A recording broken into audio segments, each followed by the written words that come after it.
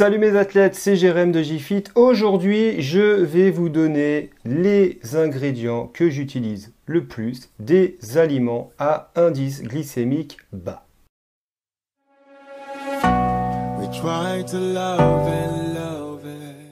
Tout d'abord, merci à ceux qui sont abonnés à la chaîne. J'ai l'impression que vous aimez ce que je fais. Un énorme merci à tous ceux qui likent les vidéos. N'hésitez pas à vous abonner en cliquant sur le bouton juste en dessous. Activez les notifications pour recevoir les alertes des nouvelles vidéos chaque mercredi en cliquant sur la petite cloche. Et n'hésitez pas à mettre un énorme pouce bleu si vous aimez ce que je fais.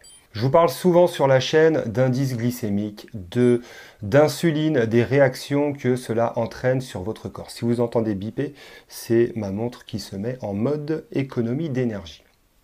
Je la garde au poignet en ce moment, juste pour savoir un peu le nombre de pas que je fais dans la journée, étant donné que la 6000D arrive à grands pas, sans mauvais jeu de mots, à la fin du mois. Je me dis que ça peut être pas mal de savoir combien de pas je fais dans la journée. Mais revenons à nos moutons, ou plutôt à nos indices glycémiques bas. Consommer des aliments à indice glycémique bas, voire modéré, ça va te permettre de ne pas avoir à compter tes calories. Parce que si tu t'enfiles 1 kg de haricots verts, eh ben ça n'aura pas d'incidence sur ton poids, c'est évident. Premier aliment que je te conseille, enfin première famille d'aliments que je te conseille, c'est justement, on parlait des haricots verts, les légumes verts. Les légumes verts qui ont des indices glycémiques compris entre 5 et 15. Donc, cru, que ce soit du concombre. En plus, le concombre, c'est excellent pour l'hydratation, parce que l'hydratation, c'est pas juste la boisson, c'est également les fruits et les légumes. Et le concombre contient énormément d'eau. Concombre, artichaut, petits pois, haricots verts. Les légumes verts doivent être présents à chacun, je dis bien chacun de tes repas, que ce soit en légumes cuits, que ce soit en crudité, arrosé d'huile d'olive ou d'huile de colza. Je veux voir des légumes verts dans chacun de tes repas. Deuxième aliment star à indice glycémique bas, les oléagineux.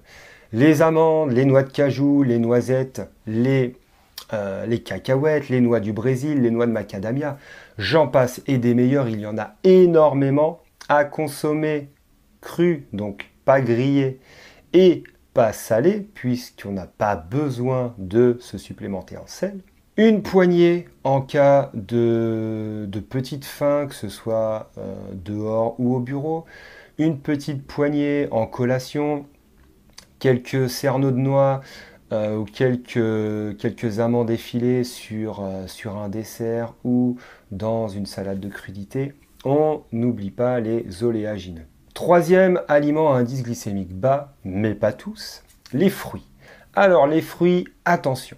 Attention parce que là on est en été et les vedettes de l'été sont en général le melon et la pastèque. Alors, le melon a un indice glycémique relativement modéré, donc ça va. En revanche la pastèque on est sur un IG supérieur à 80. Donc la pastèque, on y va vraiment doucement. En plus c'est un aliment qui se mange super bien parce que c'est plein d'eau. On en mange souvent 400-500 grammes sans s'en apercevoir. Attention à la pastèque. On va plutôt privilégier des fruits comme les poires, les pommes, tous les fruits rouges qui ont des indices glycémiques beaucoup plus bas, hormis les cerises. Et on va plutôt privilégier les fruits de saison et les fruits locaux et bio, bien évidemment. Attention, je répète, attention néanmoins à la pastèque. On pense que tous les fruits sont bons pour la santé, mais on y va mollo sur les quantités quand il s'agit de fruits à indice glycémique élevé. Pour savoir quel est l'indice glycémique d'un fruit, je te remets le lien dans le descriptif de la vidéo de l'application Mon IG qui te permettra de ne pas commettre d'impair. Quatrième aliment star de cette vidéo, les légumineuses. Et oui, les lentilles, les pois chiches, les haricots rouges, les haricots blancs, IG assez bas, 25-30 maximum, quel que soit le mode de cuisson. On peut les faire en purée, on peut en ajouter dans du riz. Dans du riz, c'est juste, mais incroyable. J'y reviens un peu plus tard parce qu'on va parler du riz basmati, mais la combinaison riz-haricots rouges, c'est un délice. Donc, les légumineuses, on n'hésite pas à en mettre dans les salades de crudité. On n'hésite pas à mélanger ça à du quinoa, à des pâtes complètes, à du riz basmati pour faire des sortes de chili. Et en plus d'avoir un indice glycémique bas et d'un pouvoir rassasiant assez élevé, on a des protéines. Donc toi qui ne consommes plus de lait de vache parce que c'est dégueulasse, toi qui ne consommes plus de viande parce que c'est pas bien pour la planète, c'est pas bien pour les animaux, et qu'en plus les conditions dans lesquelles les viandes sont aujourd'hui faites, je ne reviens pas là-dessus, mais clairement, moi la viande, j'évite au maximum. Les seules viandes que je m'autorise, c'est le petit steak haché du boucher parce que je sais d'où il vient et que je sais que c'est de la qualité, et c'est pas une fois par semaine, c'est en général une fois par mois. Donc, pour remplacer les protéines, parce que tout le monde se dit, mais si je mange pas de viande, je ne vais plus avoir de protéines, je vais perdre mes muscles. Eh ben non, parce que tu as les légumineuses avec toi. Tu as les oléagineux également qui contiennent des protéines. Des protéines, il y en a partout, il n'y en a pas que dans la viande, le poisson et les œufs. Cinquième aliment, vedette, cinquième aliment qui a un IG bas, les pâtes, mais les pâtes al dente. Pas les pâtes que tu laisses cuire 15 minutes et qui ressemblent à de la purée. Des pâtes au blé complet, des pâtes à la farine de riz, à la farine de quinoa, à la farine de boulgour, à la farine de sarrasin. Ce que tu veux, mais pas de la farine de blé blanc. Surtout pas cette farine raffinée qui fait qu'au final, on a un indice glycémique assez élevé et que tu te retrouves dans une situation où manger des pâtes ou des frites, ça revient à peu près au même, sauf que dans les frites, tu as les acides gras saturés en plus que tu n'as pas forcément dans les pâtes. Ça dépend encore dans quelle sauce tu les trempes.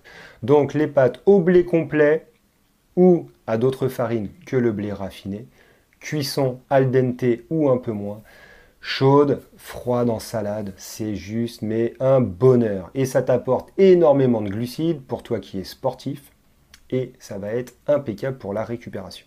Sixième aliment, le riz basmati. Parmi tous les riz qui existent sur cette planète, le riz basmati est celui qui a l'indice glycémique le plus bas.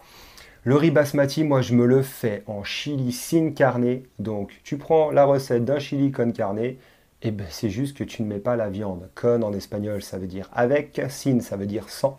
Et ben un chili sin carne, c'est un chili sans viande, avec du bon riz basmati, des bons épices, des haricots rouges, peut-être un peu de maïs. Attention le maïs, parce que le maïs c'était un légume à indice glycémique bas jusqu'à il y a 200-300 ans, mais maintenant il est très transformé. Il est un peu trop raffiné, c'est un peu comme le blé, c'est devenu un aliment à éviter parce qu'il a un indice glycémique trop élevé. Donc, chili sin carne, je te mettrai la recette très prochainement sur le blog, donc n'hésite pas à aller faire un tour sur jfit.fr, je te mets les liens dans le descriptif. Sixième aliment, le riz basmati, parce qu'il a un indice glycémique modéré, environ 50. Il contient beaucoup de glucides, il ne contient pas de gluten, donc c'est parfait. Le riz basmati, moi personnellement, c'est pratiquement une fois par jour. Et enfin, on termine cette vidéo avec un septième aliment à indice glycémique bas, le muesli. Alors attention, le muesli. Attention, pourquoi?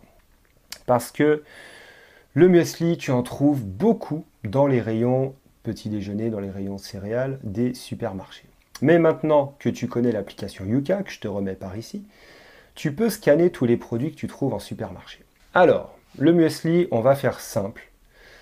Faut pas qu'il soit composé à 90% de flocons d'avoine, parce que sinon, autant acheter directement juste des flocons d'avoine et ce sera 3 fois moins cher.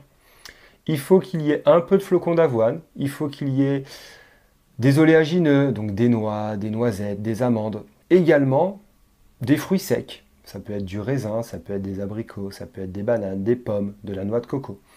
Mais surtout, tu fais bien attention en regardant l'étiquette qu'il n'y ait pas trop de sucre. Si tu prends un muesli, assure-toi de ne pas prendre un muesli qui contient plus de 10% de sucre raffiné. Pourquoi? Parce que le muesli c'est très bon et quand c'est sucré c'est encore meilleur. Si tu mets ça en plus dans du lait d'amande qui a un petit goût sucré, c'est encore meilleur. Donc tu vas manger le paquet. Et contrairement à ce qu'on voit sur les boîtes de céréales, à chaque fois on te met calories pour 100 grammes, puis pour une portion. Et la portion on te dit qu'elle fait 30 grammes. Tu as déjà mis 30 grammes de céréales dans un bol? Ouais. Si tu l'as déjà fait, tu te marres parce que ça remplit à peine le fond du bol. Moi, personnellement, quand je mange un bol de céréales, donc de muesli, la plupart du temps, c'est 80 voire 100 grammes. On est plus proche des 120, 130 que des 30 grammes. Donc il faut arrêter de nous prendre pour des pigeons, messieurs les industriels, avec vos portions pour les enfants de 3 ans. Et encore, je crois que même la portion de 30 grammes, c'est pas suffisant pour ma fille qui a 4 ans et demi. Donc du muesli avec moins de 10% de sucre. On est sur un IG relativement bas, 40, 45 à peu près. Soit au petit déjeuner. Donc moi, tu sais que je prends plus de petit déjeuner depuis maintenant presque 6 mois avec le fasting. Et si le fasting t'intéresse, petite vidéo par ici de présentation d'ailleurs. En cas de faim, tu vois, le petit creux devant la télé le soir, et ben petit bol de muesli sans sucre avec un petit lait d'amande ou un lait végétal. Et là, t'es bien. Parce que tu te fais plaisir sans culpabiliser parce que tu sais que tu as mangé de bonnes choses. Et il faudra absolument que je vous parle de mon fasting parce que je l'ai transformé depuis peu en Warrior Diet. La Warrior Diet, c'est un repas par jour. Et au mois de juin, j'ai perdu 2% de taux de masse graisseuse. 1 kg, c'est plutôt pas mal, c'est assez encourageant. Je vous en parle prochainement dans une vidéo. Je vous rappelle également que vous avez jusqu'au 14 juillet et pas un jour de plus pour vous inscrire à la formation Zéro Sucre qui a déjà permis à une dizaine de personnes d'arrêter le sucre raffiné, de se libérer de cette addiction. Donc tous les liens dans le descriptif de la vidéo, n'hésitez pas à vous inscrire. Voilà mes athlètes, je vous ai donné mes 7 aliments stars à indice glycémique bas. Avec ça, vous ne pouvez pas vous tromper, vous ne pouvez pas faire d'erreur, sachant que l'indice glycémique joue sur la sécrétion d'insuline et donc sur la transformation des glucides en graisse. Si vous consommez des aliments comme ça, vous ne pouvez pas prendre de gras, c'est impossible. On se retrouve très vite pour de prochaines vidéos. Portez-vous bien, à très vite. Ciao, ciao.